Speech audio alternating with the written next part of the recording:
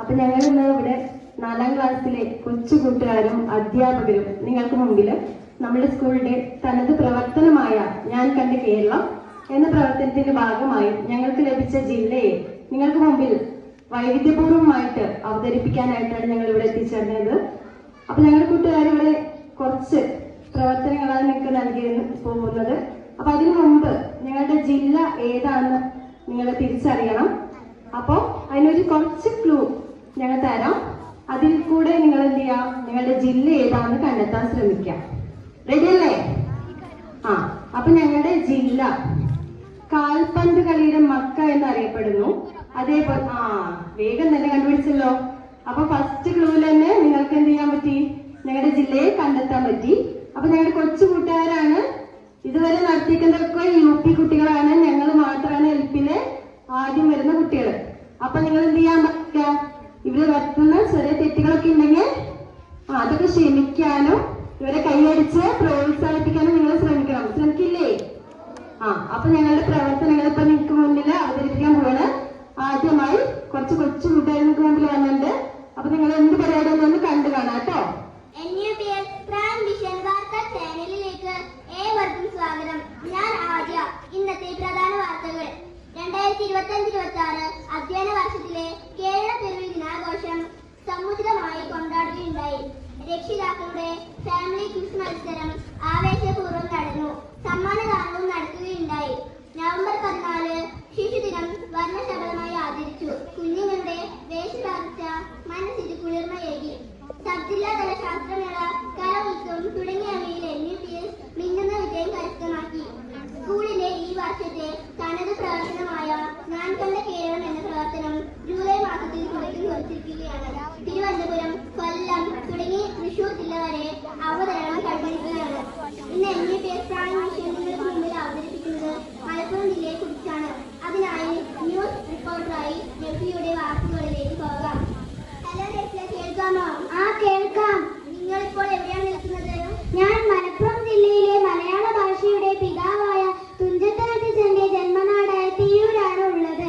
ഇന്ന് നമുക്ക് കേരളത്തിലെ പ്രത്യേകതകൾ നിറഞ്ഞ ജില്ലകളിൽ ഒന്നായ മലപ്പുറം നിവാസികളിൽ ചിലരെ പരിചയപ്പെടാം. നിങ്ങളുടെ പേരെന്താണ്? നമ്മുടെ പേര് മലപ്പുറം ഹാജി. പേരും പ്രശസ്തിയുമുള്ള നിങ്ങളുടെ ജില്ല ഏതാണ്? എന്റെ ജില്ലയുടെ പേര് എന്റെ പേരിട്ടിട്ടുണ്ടല്ലോ. ഞാനൊരു മലപ്പുറം ജില്ലക്കാരനാണ്. മലപ്പുറം ഒരു ജില്ലയായി രൂപം കൊണ്ടത് എപ്പോഴാണ്? 1969 ജൂൺ 16-നാണ് മലപ്പുറം ഒരു ജില്ലയായി രൂപം കൊണ്ടത്. ഭൗമശാസ്ത്രപരമായി നിങ്ങൾ എവിടെയാണ് സ്ഥിതി ചെയ്യുന്നത്? കേരളത്തിന്റെ മധ്യവടക്ക് ഭാഗത്ത് അറബിക്കടലിനോട് ചേർന്ന് മലകളും നദികളും നിറഞ്ഞ പ്രദേശത്താണ് മലപ്പുറം സ്ഥിതി ചെയ്യുന്നത്. നിങ്ങളുടെ അതിർത്തി ജില്ലകൾ ആരൊക്കെ? കോഴിക്കോട്, വയനാട്, പാലക്കാട്, തൃശ്ശൂർ എന്നീ ജില്ലകളാണ് എന്റെ ജില്ലയുടെ അയൽക്കാർ. മലപ്പുറം ജില്ലയുടെ പ്രകൃതിദത്ത സമ്പത്ത് എന്തൊക്കെ? ഭാരതപ്പുഴ, ചാലിയാർ, തിരൂർപ്പുഴ, കുണ്ടൻപുഴ തുടങ്ങിയ വലിയ നദികളും പച്ചപ്പാർന്ന മലകളും മലപ്പുറത്തിന്റെ പ്രകൃതിദത്ത സമ്പത്തിൽ പെടുന്നു. മലപ്പുറം ജില്ലയിലെ പ്രശസ്തമായ വിനോദസഞ്ചാര കേന്ദ്രങ്ങൾ ഏതൊക്കെ പറയാമോ? തിരുനാവായ, കൊണ്ടോട്ടി, അരിമ്പ്ര, നീലിമല, അടിയൻപാറ വെള്ളച്ചാട്ടം, കരിപ്പൂർ അന്താരാഷ്ട്ര വിമാനത്താവളം തുടങ്ങിയ പല വിനോദസഞ്ചാര കേന്ദ്രങ്ങൾ ഇവിടെയുണ്ട്. മലപ്പുറത്തെ ചരിത്ര പ്രസിദ്ധമായ സ്ഥലങ്ങൾ ഏതൊക്കെ? തിരുനാവായ, മാമാവൻ നടന്ന ഭൂമി, കൊണ്ടോട്ടി മുസ്ലിം പള്ളികൾ, പഴയ കോട്ടകൾ, മലബാർ കലാപത്തിന്റെ സ്മാരകങ്ങൾ എല്ലാം മലപ്പുറത്തിന്റെ അഭിമാനമാണ്. കലാ സാംസ്കാരികമായി മലപ്പുറം എങ്ങനെയാണ്? മാപ്പിളപ്പാട്ട്, അറബി, മലയാളം, ഒപ്പന, കളരിപ്പയറ്റ്, മാപ്പിളക്കളികളെല്ലാം ഇവിടെ വളർന്നു പോകുന്നവയാണ്. സാഹിത്യരംഗത്ത് മലപ്പുറത്തിന്റെ സംഭാവനയുണ്ടോ? BT വട്ടത്തിൽപ്പാട്, MT വാസുദേവൻ നായർ തുടങ്ങിയ സാഹിത്യകാരന്മാരെല്ലാം മലപ്പുറത്തിന്റെ അഭിമാനമാണ്. വിദ്യാഭ്യാസ രംഗത്ത് നിങ്ങളുടെ സ്ഥാനം എന്താണ്? ഇന്ന് കേരളത്തിൽ ഏറ്റവും കൂടുതൽ വിദ്യാർത്ഥികളുമുള്ള ജില്ല മലപ്പുറമാണ്. കളക്ടറേറ്റ്, സർവകലാശാല, ആയിരക്കണക്കിന് സ്കൂളുകളും കോളേജുകളും എല്ലാം ഇവിടെയുണ്ട്. ആരോഗ്യ രംഗത്തെ പ്രത്യേകതകൾ എന്തെല്ലാം? തൃക്കണ്ടിയൂർ, മഞ്ചേരി, പെരിന്തൽമണ്ണ തുടങ്ങിയ വലിയ ആശുപത്രികൾ, ഗവൺമെന്റ് മെഡിക്കൽ കോളേജുകൾ ഉൾപ്പെട്ട നിരവധി സ്ഥാപനങ്ങളുണ്ട്. പ്രവാസികളുമായി നിങ്ങളുടെ ബന്ധം എന്താണ്? ഗൾഫ് രാജ്യങ്ങളിലേക്ക് ഏറ്റവും കൂടുതൽ പോയിട്ടുള്ളത് ഞങ്ങളുടെ ജനങ്ങളാണ്. അതുകൊണ്ട് തന്നെ പ്രവാസികളുടെ നാടെന്നും എന്റെ ജില്ലയെ വിളിക്കും. ജനസംഖ്യ സംബന്ധിച്ച് പറയാമോ? കേരളത്തിലെ ജനസാന്ദ്രമായ ജില്ലയാണ് ഞാൻ. 40 ലക്ഷത്തിലധികം ജനസംഖ്യയുണ്ട്. ഭക്ഷണശൈലി എന്തൊക്കെ? അരിപ്പത്തിരി, ഇറച്ചി, അലീസ, മുട്ടച്ചോറ്, ബിരിയാണി തുടങ്ങിയവയാണ് എന്റെ ജനങ്ങളുടെ പ്രിയപ്പെട്ട ഭക്ഷണങ്ങൾ. കായിക രംഗത്ത് മലപ്പുറം എങ്ങനെയാണ്? മലപ്പുറം കേരളത്തിലെ ഫുട്ബോൾ ജില്ലയെ പ്രശസ്തമാണ്. നിരവധി ദേശീയ അന്തർദേശീയ താരങ്ങൾ ഇവിടെ നിന്നാണ് ഉയർന്നു വന്നത്. പ്രശസ്തമായ ഉത്സവങ്ങൾ ഏതൊക്കെ? തിരുനാവായ, മാമാങ്കം, കൊണ്ടോട്ടി, വലിയുള്ള നെല്ലിക്കോട് ഉത്സവം, വിവിധ പള്ളിപ്പെരുന്നാളുകൾ. നിങ്ങളുടെ സാമ്പത്തിക ശക്തി എന്താണ്? കൃഷി, വ്യാപാരം, പ്രവാസികളുടെ വിദേശ വരുമാനം തുടങ്ങിയവയാണ് സമ്പദ് വ്യവസ്ഥയുടെ അടിത്തറ. മലപ്പുറം കേരളത്തിന് നൽകിയ സംഭാവന എന്താണ്? വിദ്യാഭ്യാസത്തിൽ, സംസ്കാരത്തിൽ, കലാരംഗത്തിൽ, കായികത്തിൽ, പ്രവാസികളുടെ വിദേശ നാണയത്തിലൂടെയെല്ലാം മലപ്പുറം കേരളത്തിന്റെ വളർച്ചയിൽ പങ്കുവഹിച്ചിരിക്കുന്നു. മലപ്പുറം നിവാസികളുടെ വാക്കുകൾ നിങ്ങൾ ശ്രദ്ധിച്ചുവല്ലോ. ഇനി നമുക്ക് മലപ്പുറം ജില്ലയിലെ പ്രത്യേകതകളെല്ലാം ഉൾപ്പെടുത്തിക്കൊണ്ട് ഒരു സംസ്ഥാനത്തിലെ 14 ജില്ലകളിൽ മലപ്പുറം ജില്ലയെ നാം അറിഞ്ഞിടണം.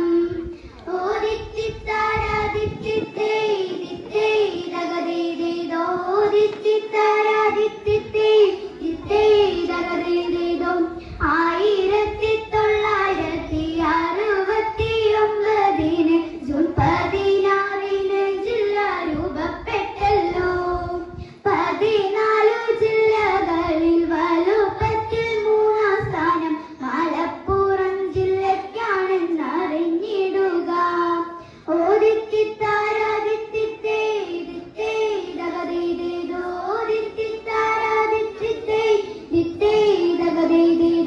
കിഴക്കതിർത്തിയിൽ നീലഗിരി മലനിരകളും പടിഞ്ഞാററ്റത്തറബി കടലുമാണ്. വടക്കല്ലോ കോഴിക്കോടും വയനാടും ജില്ലകളാണ്. തെക്ക് നമ്മുടെ സ്വന്തം ജില്ല പാലക്കാടാണ്.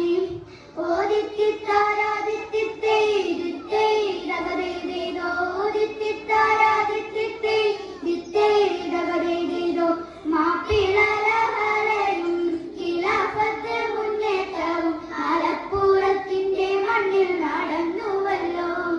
ഗ്രാമപഞ്ചായത്തുകളിൽ എണ്ണത്തിൽ മുൻപന്തിയിൽ ഉള്ളൊരു ജില്ലയും ഇതു തന്നെയാണ്.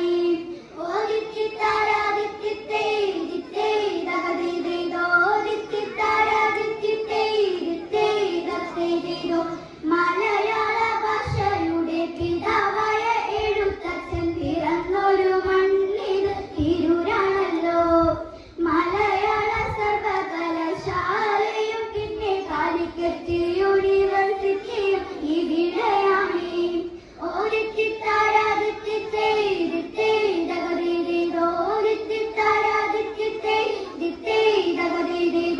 നദികളിൽ പ്രസിദ്ധമായ ഭാരതപ്പുഴകളുണ്ട്. പുഴ തിരൂർ പുഴ ചാലിയാർ ഒഴുകുന്നുണ്ടിവിടെ. കരിമ്പൂരിൽ എയർപോർട്ടും നിലമ്പൂരിൽ തെക്കിൻ തോട്ടം മാമാങ്കം നടക്കുന്നത് തിരുനഗരിൽ.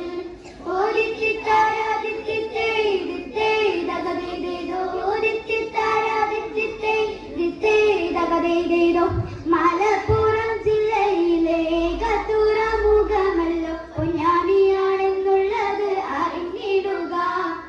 ആയുർവേദത്തിന്റെ കേന്ദ്രം കോട്ടയ്ക്കൽ വൈദ്യശാല മലപ്പുറത്ത് പോയാൽ നിങ്ങൾക്കു കാണാം.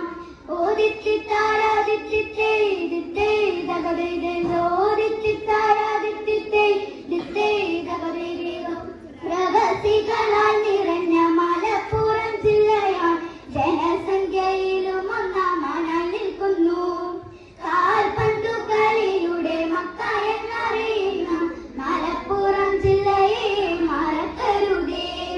എല്ലാവരെയും സ്നേഹിക്കുന്ന മലപ്പുറം ജനതയെ എന്നുമെന്നും ഓർത്തിടണം ചങ്ങാതിമാരെ. എന്നുമെന്നും